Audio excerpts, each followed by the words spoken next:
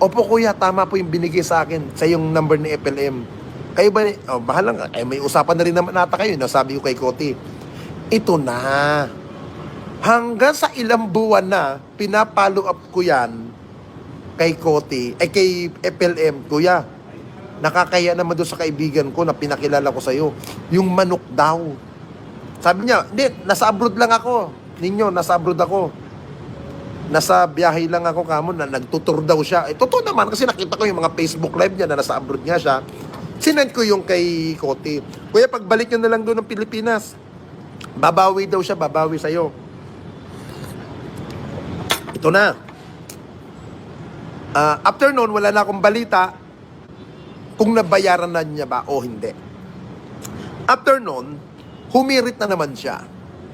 Hindi ko na lang i-mention kung sino naman tong inilalapit niya sa akin na isang tao na makakuha ng isang posisyon sa gobyerno. Hindi ko na lang i-mention kung ano siya, anong estado sa buhay. Basta't meron siyang kaibigan na gusto niyang ipalapit kay Bongo. Lahat ng gusto niyang inapit sa akin, ako ang gusto niyang gawin tulay kay True Bongo. Yun ang gusto niyang mangyari. Ngayon, doon ko na-realize, lalo yung sinasabi ni General Balagtas na ingat ka sa kaibigan natin.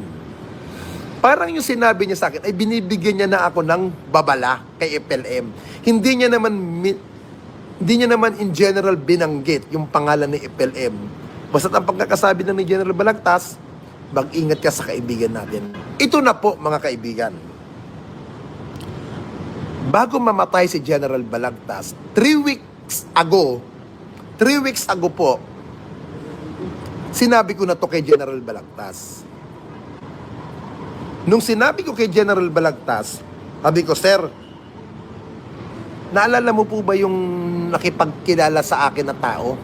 Yung Francis Leo Marcos? O bakit ninyo? Kaibigan ko yan. Kaibigan natin yan. Sabi ko, Sir, ito, ang dami niyang nilalapit sa akin. Nailapit ko rin kay Bongo. Kay Secretary, or kay Sap Bongo. Gusto niya, erekta ko siya ganito. Sabi niya, ninyo,